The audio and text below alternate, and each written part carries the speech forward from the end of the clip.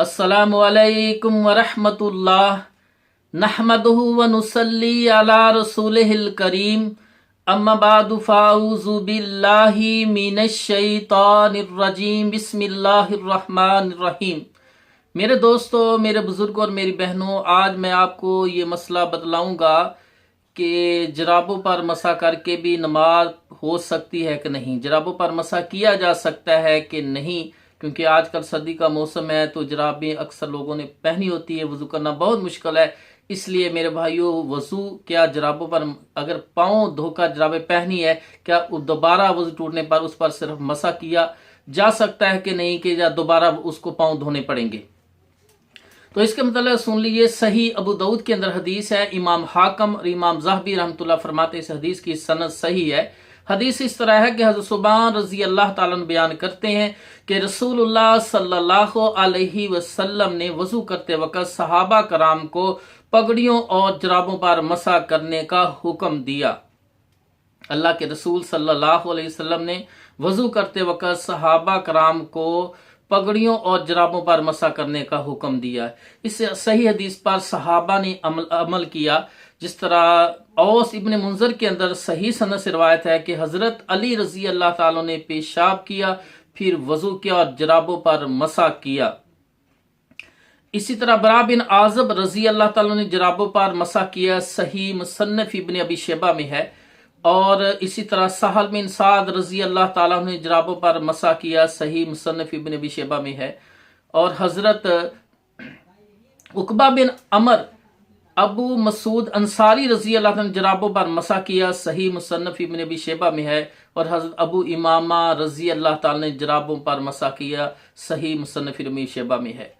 तो इन 5 सहाबा से सही सनद से साबित है कि वो जराबों पर मसा किया करते थे। इसी तरह इमाम इब्ने हजम रहमतुल्लाह अलैह अपनी किताब अल मुहल्ला जिल्द नंबर 1 सफ़ा नंबर 324 के अंदर लिखते हैं कि 12 सहाबा कराम जराबों पर मसा किया करते थे। अल मुहल्ला में उसका उन्होंने बाहवाला बासनद उसका तज़किरा किया। उन सहाबा में कौन से सहाबा थे जो जराबों मसा करते थे? हजरत अली रजी अल्लाह ताला अन्हो, हजरत अब्दुल्ला बिन मसऊद रजी अल्लाह ताला अन्हो, हजरत साद बिन अबी वकास रजी अल्लाह ताला अन्हो, और हजरत अमर बिन हरीस रजी अल्लाह ताला अन्हो, बरा बिन आज़ब रजी अल्लाह ताला अन्हो, सहल बिन साद रजी अल्लाह ताला अन्हो, और हजरत उकबा बिन अमर रजी अल्लाह ताला, अबू इमामा रजी अल्लाह ताला अन्हो जराबों पर मसा किया करते थे। इमाम इब्ने हज़म ने अल मुहल्ला में इसका तज़किरा किया। तो इसी तरह इमाम इब्ने कदामा रहमतुल्लाह अलैह अपनी किताब अल मुगनी इब्ने कदामा के अंदर जिल्द नंबर 1 और सफ़ा नंबर 332 के अंदर और मसला नंबर 426 के अंदर लिखते हैं कि सहाबा कराम का जराबों पर मसा के जवाज में इजमा है, यानी सहाबा जराबों पर मसा किया करते, इस मसले में उनका इजमा है। तो मेरे भाइयों, मोहम्मद तकी उस्मानी देवबंदी अपनी किताब दरसे तिरमजी के अंदर लिखते हैं कि जराब जो है, जराब सूत या ऊन के मोज़ों को कहते हैं। यानी मोज़े जो होते हैं, मोहम्मद तकी उस्मानी देवबंदी कहते हैं वो सूत के भी हो सकते हैं मोज़े, ऊन के भी हो सकते हैं, चमड़े के भी हो सकते हैं। जराब सूत या ऊन के मोज़ों को कहते हैं।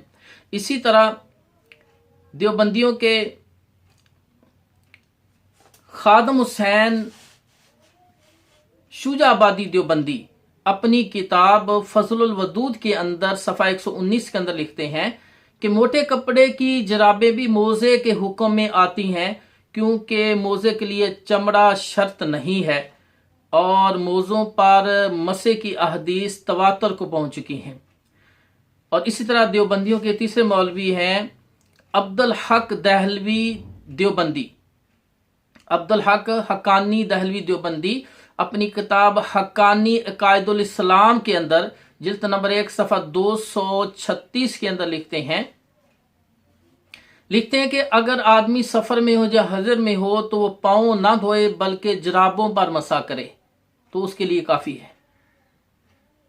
आदमी सफर में हजर में हो तो पाँव ना धोए बल्कि जराबों पर मसा करे तो उसके लिए काफी है, क्योंकि इसका सबूत नबी करीम सल्लल्लाहु अलैहि वसल्लम से बखूबी पहुंच चुका है। तो मेरे दोस्तों, सही अहादीस से, सहाबा के अकवाल से और देवबंदियों के इन मुफ्तियों से पता चला कि जराबों पर मसा हो सकता है। सहाबा के इस मसले में इजमा था। तो सर्दी के मौसम में बंदा वजू करके अगर जराबें पहनी हुई हैं ऊन की या सूत की, तो अगर वजू टूट गया है तो बाकी वजू करेगा, पाँव पर सिर्फ हाथ से मसा करेगा तो उसकी नमाज हो जाएगी। इस मसले में कोई ख़ास इख्तलाफ नहीं है। सही मसला यही है।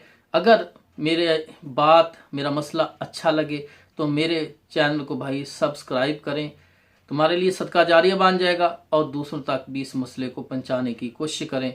व आखिरु दावाना अनिल हम्दुलिल्लाहि रब्बिल आलमीन।